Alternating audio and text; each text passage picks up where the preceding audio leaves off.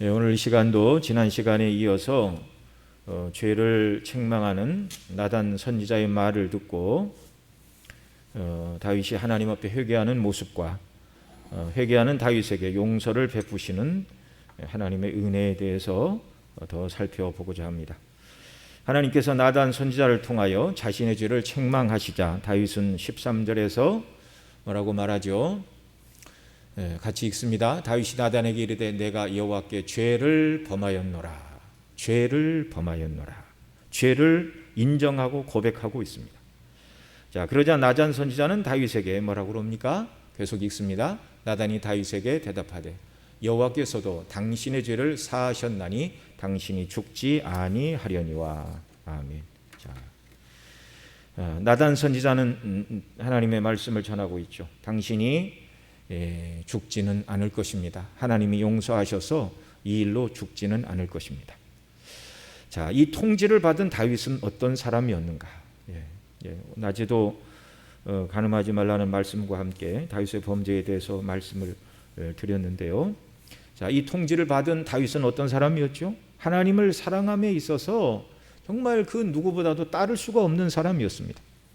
그는 젊은 시절 하나님의 이름이 모욕을 받을 때 분연히 일어나 전쟁터에서 블레셋의 거대한 장군 골리앗과 맞서 용맹히 싸워나가 승리를 거두었습니다. 그 일로 인하여 자신을 죽이려는 이 사울 왕을 피하여 많은 고난의 시간을 보냈죠. 여러 번 사울이 다윗을 죽이려고 군사를 3,000씩 동원하여 정말 쥐를 잡듯이 수색하여 다윗을 압박하였습니다. 그때 도리어 2번이나 다윗이 사울을 죽일 절호의 기회가 있었음에도 불구하고 여호와의 기름 부음 받은 왕을 손을 들어 치기를 거절하였습니다. 사울 왕이 죽은 후에도 무력으로 그 12지파를 통일하려고 하지 않고 유다 지파의 왕으로 7년 반을 기다릴 때 하나님께서 때가 되자 그 모든 12지파를 다윗에게 다 맡겨주셨는데요. 이렇게 하나님을 뜨겁게 사랑하고 또 전투에 나가 용맹하게 나가 싸우고 또 그 이스라엘 백성들과 더불어 전쟁을 하지 않으려고 끝까지 기다리는 사력 있고 믿음 있는 하나님의 사람이고 용사였습니다. 그보다 젊을 때는 아침에도 말씀을 드렸는데 성막과 법궤를 찾기 위하여 잠을 자지 않고 불철주야 이것을 찾아나가 찾고 하나님 앞에 나가 경배하는 그런 믿음의 사람 다윗이었습니다. 그리고 하나님께서 평안할 때를 주시자 하나님의 영광을 위하여 성전을 짓기를 사모하는 그런 사람이었습니다. 성전을 짓기 이전에도 예루살렘을 회복하고 시온산 위에 새로운 장막을 만들었지요. 성소를 만들고 여호와의 궤를 모셔 전심으로 하나님을 경배하는 그런 일을 감당했습니다. 하나님은 훗날 선지자 아모스와 주의 형제 야고보를 통하여 다윗이 어떻게 하나님을 예배했는가를 이렇게 말합니다. 먼저 아모스 9장 11절 12절 말씀 우리 같이 보겠습니다. 준비가 안 됐어요? 카톡으로 보내줬는데. 자, 그럼 제가 읽어드리겠습니다. 그날에 내가 다윗의 무너진 천막을 일으키고 그 틈을 막으며 그 퇴락한 것을 일으켜 옛적과 같이 세우고 저희로 에돔의 남은 자와 내 이름으로 일컫는 만국을 기업으로 얻게 하리라. 이를 행하시는 여호와의 말씀이니라. 이렇게 말씀을 하고 있습니다. 자, 아모스 선지자를 통하여 주신 말씀이죠. 그날에 내가 다윗의 무너진 천막을 일으키고 그 틈을 막으며 퇴락한 것을 일으켜 옛적과 같이 세우고 저희로 에돔의 남은 자와 이방인이죠. 내 이름으로 일컫는 만국을 기업으로 얻어서 그리고 다윗이 예배했던 천막을 일으켜 그곳에서 이방인들로 하여금 하나님을 예배하는 그런 은혜를 주시리라. 이게 아모스를 통하여 주신 말씀이고요. 사도행전 15장에 보면 야고보가 이렇게 말하죠. 예수님의 동생 야고보가 이 말씀을 인용하여 사도행전 15장 15절 이하에 이렇게 말합니다. 선지자들의 말씀이 이와 합하도다. 기록된 바 이후에 내가 돌아와서 다윗의 무너진 장막을 다시 지으며 그 퇴락한 것을 다시 지어 일으키리니 이는 그 남은 사람들과 내 이름을 일컬음을 받는 모든 이방인들로 주를 찾게 하려 함이라 하셨으니 즉 예로부터 이것을 알게 하시는 주의 말씀이라 함과 같으니라. 이 아모스에 있는 말씀을 야고보 장로는 인용을 해서 예수님의 동생 야고보, 예루살렘 공의의 의장격인 야고보가 이 말씀을 인용해서 그렇게 말합니다. 이후에 내가 돌아와서 다윗의 무너진 장막을 다시 지어 그 퇴락한 곳을 일으킬 것인데 이스라엘의 남은 자와 내 이름으로 일컬음을 받는 이방인들이 예배하게 되는 날이 오게 될 것이다. 그런데 그 예배가 다윗의 장막을 일으키겠다. 다윗이 성소를 짓고 하나님께 나와 예배했던 그 예배가 회복되게 하시겠다. 이렇게 말씀하신 것입니다. 여러분, 구약시대에 하나님께 나가 예배드리던 장소가 여럿이 있었죠. 모세가 지은 광야의 성막이 있었고 또 그 다음에 솔로몬 성전이 지어지기까지 이스라엘 땅 실로의 성소가 있었습니다. 그 다음에 솔로몬 성전, 그 다음에 수룹바벨 성전, 그 다음에 예수님 당시에는 웅장한 세롯 성전, 이 모든 성전들 성소가 다 있었음에도 불구하고 하나님께서는 아모스 선지자를 통하여 다윗의 장막을 회복시키시겠다 이렇게 말씀하고 있는데요. 이것은 다윗이 가장 뜨겁고 열렬하게 하나님을 예배한 참된 예배자였다는 인정을 말씀해 주시는 것입니다. 자신은 궁궐에 거하거늘 여호와의 궤가 장막에 있음을 마음 아파하며 성전을 지을 마음을 품고 또 온전히 예배한 다윗을 하나님은 사랑하셨습니다. 그래서 그리스도 안에서 이방인들을 구원하사 이방인들을 모아 하나님 앞에 나와 예배하게 하실 때 그 회복하는 예배의 모습이 다윗의 무너진 장막을 다시 일으켜 다윗처럼 예배하는 자들로 이방인을 삼으시고 영광을 받으시겠다라는 말씀입니다. 얼마나 하나님 보시기에 다윗이 하나님을 기쁘시게 하는 예배자였으면 그 수많은 성소와 성막을 말씀하지 않고 다윗의 장막을 일으켜 다윗이 하나님을 예배했던 것처럼 모든 사람들이 하나님께 나와 참된 예배를 드리는 예배를 회복하도록 하시겠다. 이렇게 말씀하셨다는 말입니다. 열렬한 예배자요, 뜨거운 예배자였다는 말이죠. 이 시편을 통해서 그가 얼마나 하나님의 성소를 사모하고 얼마나 예배를 귀하게 여겼는지 우리가 알 수가 있습니다. 시편 27편 4절에는 이렇게 말합니다.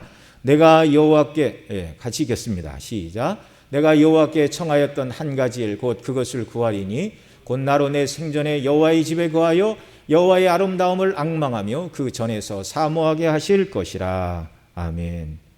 내가 여호와께 청하였던 한 가지 일 곧 그것을 구하리니, 그러니까 다윗에게 하나님이 물으신다면, 너에게 하나만 준다면 무엇을 구하겠느냐? 네가 구하는 가장 첫 번째 것은 무엇이냐? 하나님이 이렇게 물으셨을 때 다윗의 대답은 무엇이었다고요?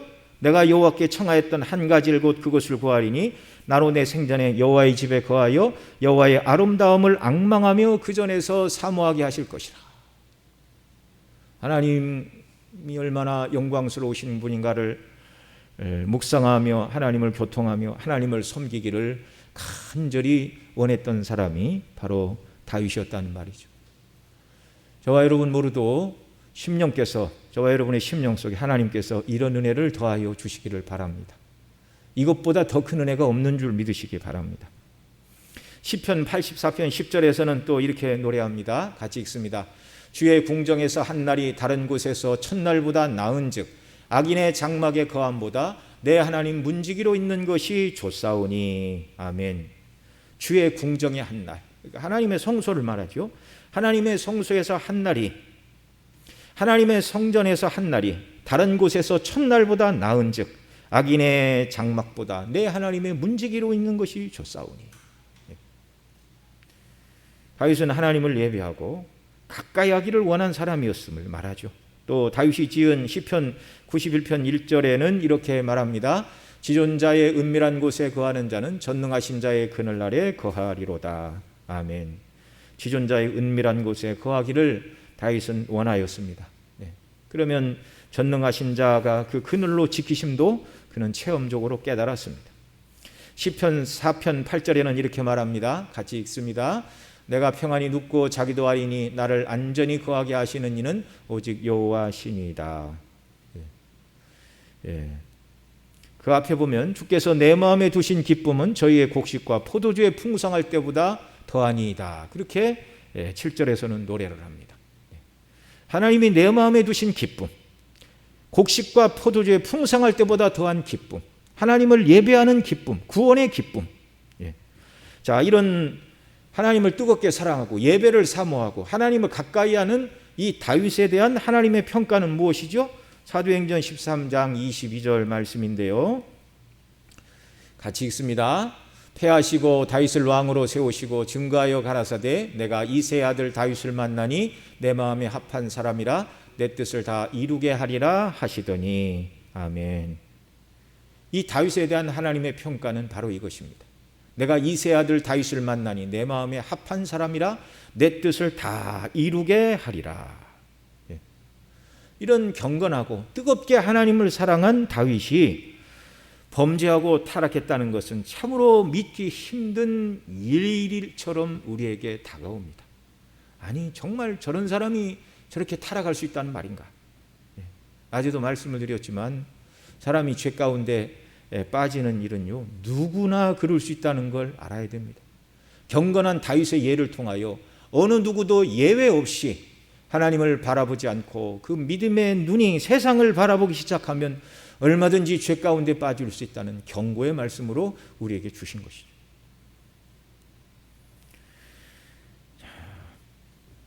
이 다윗의 범죄를 통하여 성도의 심령 속에 하나님께서 주신 은혜와 거듭난 새 사람의 원리가 있지만 동시에 조금만 방심하면 신자의 심령에 내주하고 있는 육체의 원리, 곧 옛사람의 원리, 가장 비열한 옛 본성의 원리가 활동을 하여 얼마든지 죄 가운데 사람이 떨어질 수 있다는 사실을 우리에게 보여주는 것이죠. 낮 시간에도 간음하지 말라는 말씀을 살펴보면서 다윗의 이 범죄를 잠깐 말씀을 드렸는데, 자, 그럼에도 하나님의 긍휼의 은혜는 그런 그악한 죄 가운데 빠진 다윗이지만 결코 이 다윗을 하나님이 영 버리지 않으셨다는 사실입니다. 다윗이 범죄에도 불구하고 용서를 받은 것은 죄를 이기고도 남는 하나님의 은혜입니다. 자, 나단 선지자가 당신이 그 사람이라 라는 말로 그의 죄를 책망하고 회개를 촉구할 때 다윗은 선지자의 말을 거역하지 않았지요. 우리 앞 시간에는 선지자의 말을 거역했던 그런 다윗의 후손의 왕들 아사와 또 우시아에 대해서 우리가 또 살펴봤었는데요. 다윗은 선지자의 죄를 지적하는 말을 듣고 즉시 눈물로 회개하며 하나님의 은혜를 구하였습니다. 다윗이 회개하면서 어떤 기도를 드렸는가? 시편을 통해서 우리가 언뜻 확인할 수 있는데요. 시편 6편에는 눈물로써 회개하는 모습을 기록하고 있는데 시편 6편 6절에서 이렇게 말합니다. 같이 읽습니다. 내가 탄식함으로 공핍하여 밤마다 눈물로 내 침상을 띄우며 내 요를 적시나이다. 마음으로부터 하나님께 죄를 지었다는 깊은, 하나님을 배반하고 배신한 죄에 대한 깊은 아픔, 하나님을 슬프시게 했다는 이런 다윗의 죄에 대한 애통한 마음으로 말미암아 계속 흘러나오는 눈물이 침상을 띄우며 요를 적셨다, 이렇게 말하고 있죠. 마음으로부터, 심령으로부터 회개 역사가 있었습니다. 회개할 때 심정을 시편 51편 7절로 9절에서는 또 이렇게 말합니다. 같이 읽습니다. 우슬초로 나를 정결케 하소서. 내가 정하리이다. 나를 씻기소서. 내가 눈보다 희리이다. 나로 즐겁고 기쁜 소리를 듣게 하사 주께서 꺾으신 뼈로 즐거워하게 하소서. 주의 얼굴을 내 주에서 돌이키시고 내 모든 죄악을 도말하소서. 정말 안타까운 심령으로 하나님 앞에 죄사함의 은혜를 간구하였습니다. 그리고 시편 32편에 보면 사죄의 은총을 입은 후에 감사와 기쁨에 대해서 시편 32편 1절로 2절에서는 이렇게 노래하였습니다. 같이 읽습니다. 허물의 사함을 받고 그 죄의 가리우심을 받은 자는 복이 있도다. 마음에 간사가 없고 여호와께 정죄를 당치 않는 자는 복이 있도다. 허물의 사함을 받고 그 죄의 가리우심을 받는 자는 복이 있도다. 큰 큰 죄에도 불구하고 회개할 때 하나님께서 그 죄를 용서하시고 긍휼을 베풀어 주셨노라고 기쁨으로 노래하고 있는 것이죠. 구원받은 성도의 일생에 있어서 죄를 짓지 않는 일이 있기를 바랍니다. 그러나 완전히 죄를 끊는다, 완전한 성화를 이룬다, 이것은 하나님 나라 들어갈 때까지 불가능한 일입니다. 원리적으로 불가능한 일입니다.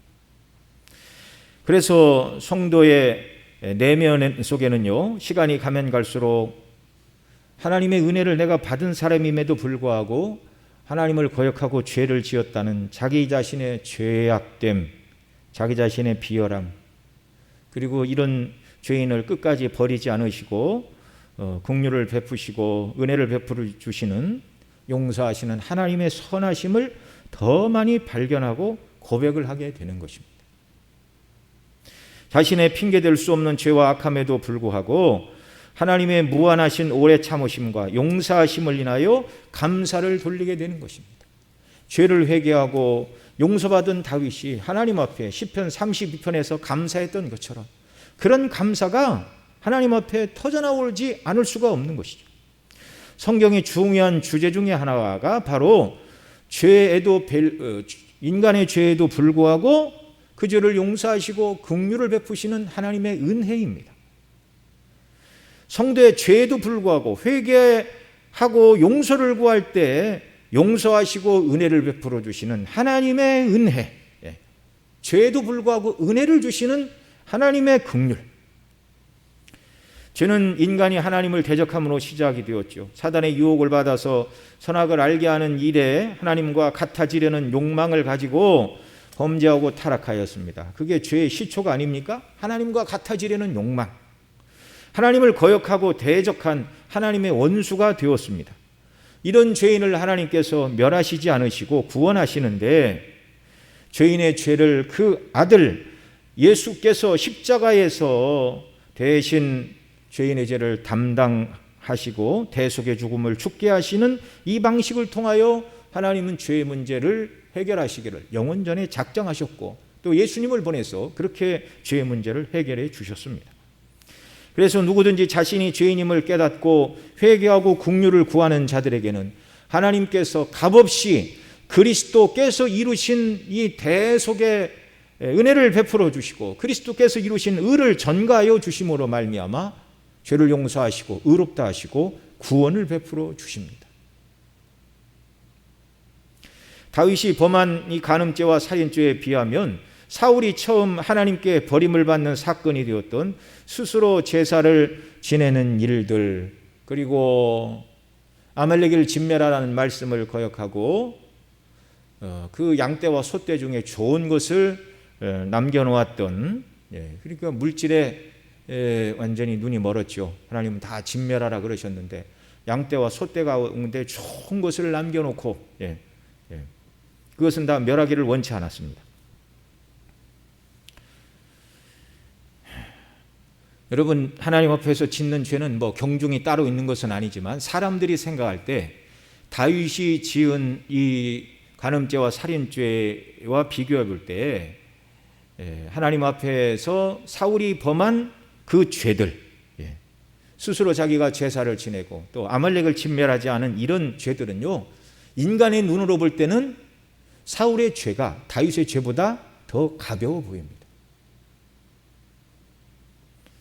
물론 말씀드린 대로 그 어떤 사소한 죄라도 하나님을 거스리고 대적한 죄의 대가는 사망입니다. 거룩하신 하나님 앞에서는 사람 눈에 사소해 보이는 죄라 할지라도 그 죄의 결과는 영원한 사망, 형벌을 피할 수가 없는 것입니다. 그러나 다윗은 하나님의 은혜를 입은 자였기에 사람들이 볼 때 다윗보다 훨씬 큰 죄를 범하였음에도 불구하고 하나님의 긍휼하심을 입었습니다. 이것이 은혜입니다. 다윗이 하나님의 은혜를 입었기에 끝까지 회개하며 하나님의 긍휼을 구하게 된 것이죠. 사울은 이와 같이, 다윗과 같이 바른 회개를 하지 못한 것은 그가 하나님을 잘 알지 못하는 자였기 때문에 그렇습니다. 누가 이 일을 인하여 하나님은 큰 죄를 지은 사람은 용서하시고 그보다 작은 죄를 지은 사람은 용서하지 않으시는, 하나님은 일관성이 없는 분이라고 누가 감히 하나님께 이렇게 말할 수가 있겠습니까? 그렇게 말할 수 없는 이유가 무엇이죠? 은혜 줄 자에게 은혜를 주시고 심판하실 자에게는 강팍하게 내버려 두시오. 하나님의 공의에 따라 주권적인 선택의 행사를 따라 은혜 베풀 자에게는 은혜를 베풀고 진노를 내릴 자에게는 진노를 내리시는 하나님의 주권적인 선택을 누가 감히 힐문할 수가 있겠습니까? 감히 피조물이 누가 나서서 하나님 그것은 옳지 않은 일입니다라고 누가 말할 수 있습니까? 본래는 다 하나님의 심판과 진노와 형벌 아래 죽어 마땅한 죄인들이었습니다. 그들 가운데 하나님께서 그리스도 안에서 택하시고 긍휼을 베푸신 사람들이 있다는 말이죠. 오늘 예수님을 믿는 저와 여러분은 다윗이 받은 은혜를 생각할 때 하나님이 사울에게는 은혜를 주시지 않고 왜 다윗에게만 은혜를 주셨을까? 그렇게 말할 것이 아니라 다윗이 받은 은혜를 그리스도 안에서 오늘 저와 여러분이 받았다는 사실을 인하여 하나님 앞에 감사하고 기뻐하고 찬미해야 될 줄로 믿습니다. 그저 감사할 뿐이죠. 하나님을 거스른 추악한 죄에도 불구하고 죄를 깨닫고 회개하며 긍휼을 구할 때 은혜를 베푸신 하나님께 감사하며 영광을 돌려야 되는 것이 마땅한 것입니다. 다윗이 그 죄의 사하심을 받고 하나님을 찬미하며 영광을 돌렸던 것처럼 우리가 할 일은 바로 그런 일이라는 말이죠.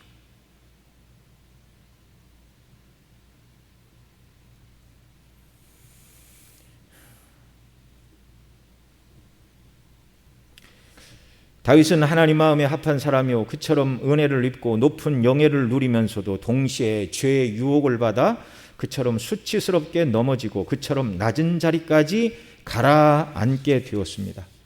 우린 다윗을 통하여 죄의 무서운 세력과 결과를 보게 되는데요. 이런 죄를 지어도 하나님이 죄를 용서하시고 구원을 취소시키시지 않으시는구나.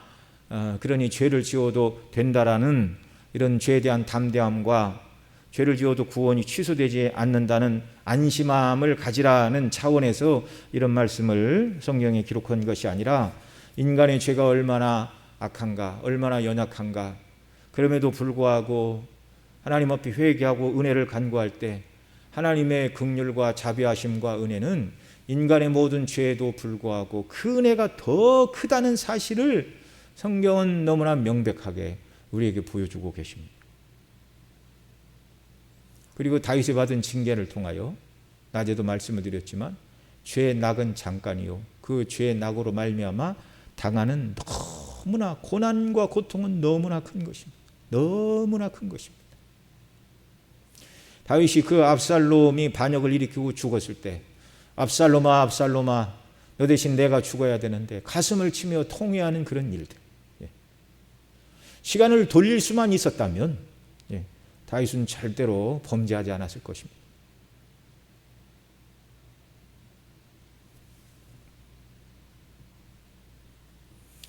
이 많은 죄에도 불구하고 회개할 때 그 불의를 용서하시고 다시 하나님과의 생명의 교제로 회복시켜 주시는 측량할 수 없는 은혜, 기이한 하나님의 은혜. 여러분, 다윗이 이런 흉악한 죄에도 불구하고 사함받을 수 있었던 이유가 무엇이죠? 바로 십자가에서 피 흘려 죽으실 예수님의 완전한 대속을 내다보시고 하나님께서 그의 죄를 용서하신 것입니다. 정말 다윗이 가증하고 염치 없는 악한 죄를 지은 것이 사실이지만 그리스도의 보혈의 능력은 그 어떤 죄를 다 씻고도 남는 완전한 속죄를 이루는 완전한 대속의 피입니다. 예수님께서 십자가에 피 흘려 죽으신 대속의 죽음이 세상의 모든 죄값을 치르고도 남는 완전한 속죄의 제사였고 무한히 거룩하시고 의로우신 예수님의 죽으심은 죄에 대한 완전한 값을 치루어 완전한 의를 이루어 주셨습니다. 그래서 어떤 죄인이라도 하나님 앞에 나가 죄사함을 구하고 그리스도의 피로 죄사함의 은혜를 간구하고 긍휼을 베풀어 주시기를 간구할 때 하나님은 이와 같은 은혜를 베풀어 주신다는 말입니다. 이런 완전한 속죄에 근거하지 않고 만약 사람 편에 약간의 의와 선행이 더해져야 구원을 받는다 말한다면 아무도 구원에 이를 수가 없는 것입니다. 그리스도 안에서 하나님께서 예비하신 구원 계획은 인간의 연약과 범죄에도 불구하고 완전한 의를 이루어 그래서 죄성을 여전히 가지고 있는 우리라 할지라도 우리의 구원에 변할 수 없는 확실한 근거는 바로 그리스도의 십자가, 이것이 복음의 완전성이고 복음의 충분성입니다. 하나님은 다윗의 후손으로 오시어 다윗을 위하여 십자가에서 그의 죄를 대신 지시고 죽으실 예수님의 피를 내다보시고 다윗의 그 모든 죄를 다 용서해 주신 것이죠. 다윗이 그런 용서를 받고 사울은 그런 용서를 받지 못한 것이 무엇으로 드러났죠? 진정한 회개로 드러났습니다. 사울은 하나님의 명령을 따라 아말렉의 모든 것을 진멸하지 않았을 때 하나님께서 선지자 사무엘을 통하여 왜 하나님께 거역하고 죄를 짓느냐 이렇게 말하면서 사무엘상 15장 22절로 23절에서 이렇게 말하였습니다. 같이 읽습니다. 사무엘이 가로되 여호와께서 번제와 다른 제사를 그 목소리 순종하는 것을 좋아하심같이 좋아하시겠나이까. 순종이 제사보다 낫고 듣는 것이 수양의 기름보다 나으니 이는 거역하는 것은 사술의 죄와 같고 완고한 것은 사신 우상에게 절하는 죄와 같음이라.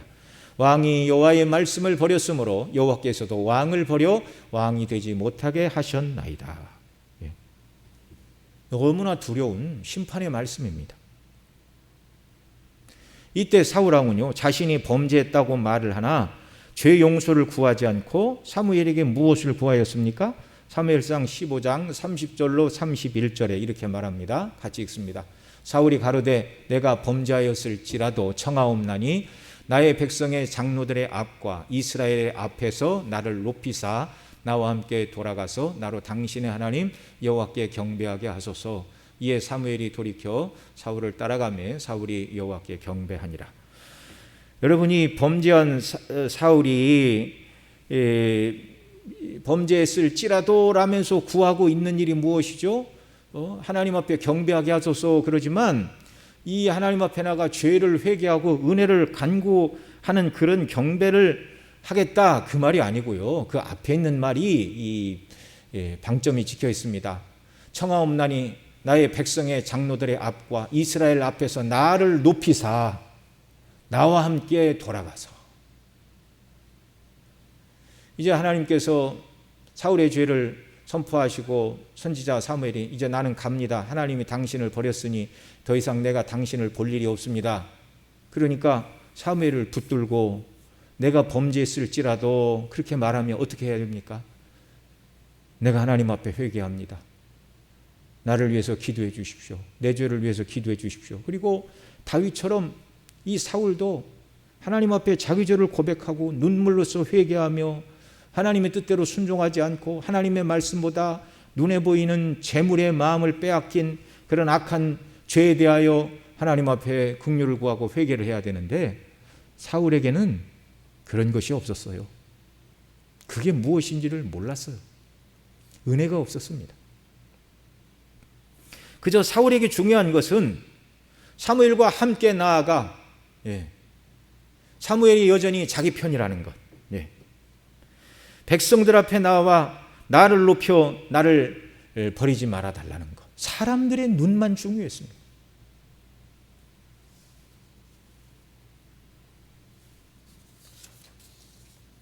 그가 하나님 앞에 드린 제사와 경배가 온전한 회개의 제사가 아닌 것은 말할 필요도 없죠.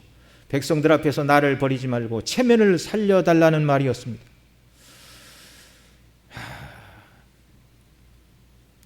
하나님 앞에 긍휼을 구한다는 게 무엇인가? 자기가 하나님 앞에 죄를 지었다는 것이 무엇인가? 전혀 감각이 없는 것이죠. 이게 은혜 받지 못한 사람의 특징입니다.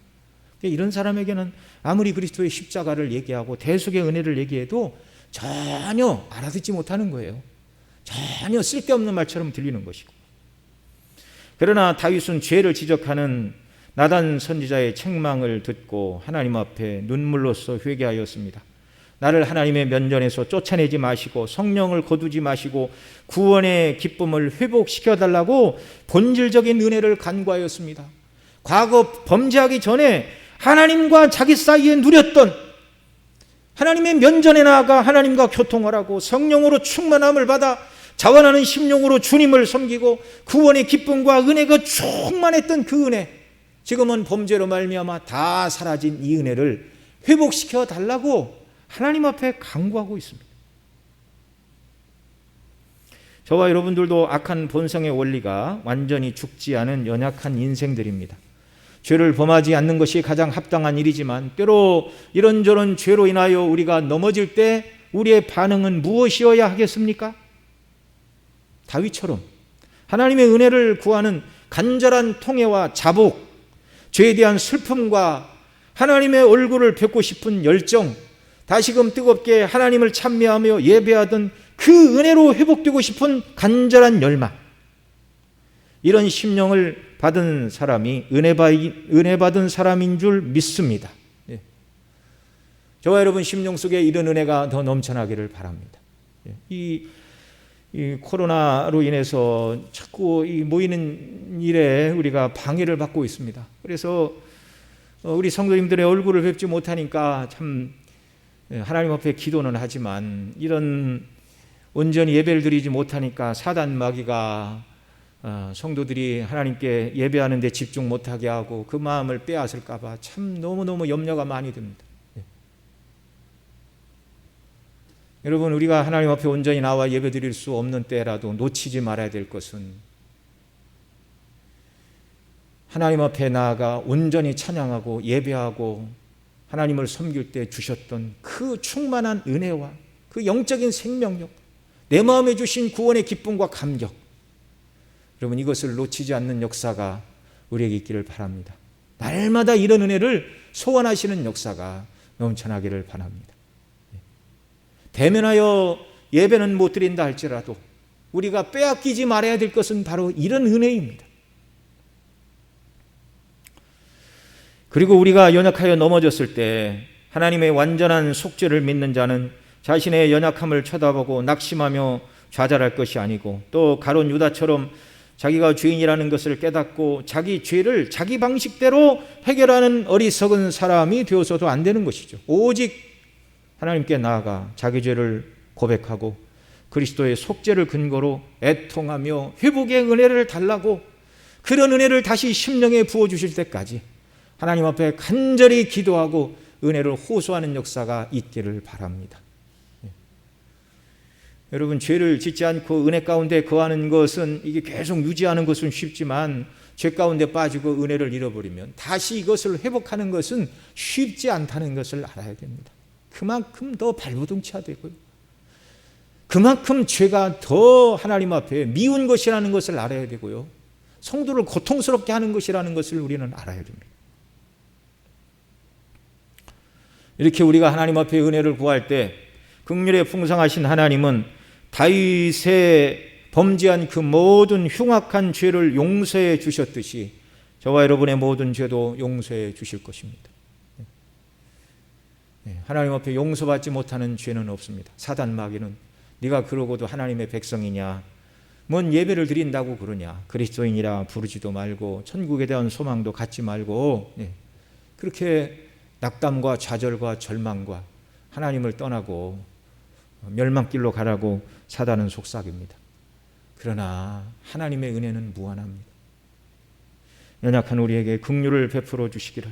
그래서 한편으로 이 정말 하나님을 뜨겁게 사랑했던 다윗이 그런 연약한 죄에 빠져 정말 하나님의 긍휼을 구하고 용서함을 구하고 이런 모습이요, 한편으로는 우리에게 위로가 됩니다. 다윗과 같은 사람도 저런 연약과 허물에 빠졌고 죄를 회하고 긍휼을 구할 때 하나님이 회복을 시켜주셨구나. 여러분, 우리도 온전히 하나님께 나아가 긍휼과 은혜를 간구할 때 다윗을 외면치 않으신 하나님이 그리스도 안에서 우리를 외면치 않으시고 우리 죄도 용서하시고 새롭게 하시고 다시 힘을 내서 더 영광스럽게 주를 섬기게 하시는 줄 믿습니다. 우리 가정에 계신 모든 성도님들도 더 이 어려운 이 시대에 정말 늘 대면하여 예배는 못 드리지만 인터넷에 가면 모든 예배가 다 올라가 있으니까 늘 말씀을 듣고 기도를 드리고 낮에도 말씀을 드렸지만 하나님의 말씀과 은혜의 원리가 우리 속에 있을 때 세상의 유혹과 죄와 번잡한 것들이 우리 마음을 주장하지 못하게 되는 것입니다. 그래서 늘 은혜를 사모하시고 또 이 어려움이 지나가고 우리가 다 같이 모여 예배하는 그때를 간절히 소망하는 역사가 있기를 바라고요. 또 낮에도 말씀을 드렸지만 이제 내일부터는 10%가 모여서 예배를 드릴 수가 있습니다. 수요일, 금요일 이런 때 가까운 데 계신 분들은 다 같이 오셔서 같이 예배 드리고 말씀 듣고 은혜 가운데 견고히 서는 일들을 위해서 더욱더 힘을 내시기를 바라겠습니다. 기도하시겠습니다.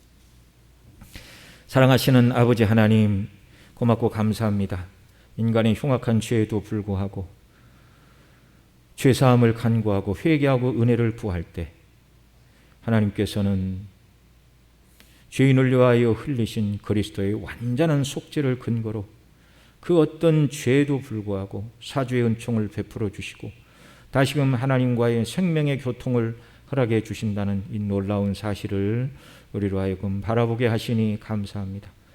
하나님 아버지, 늘 우리 마음에 그리스도의 십자가의 대속의 은혜와 영광이 충만하게 하시고 정말 주님과의 생명의 교통으로 늘 만족하며 살아가는 삶이 되도록 인도해 주옵소서.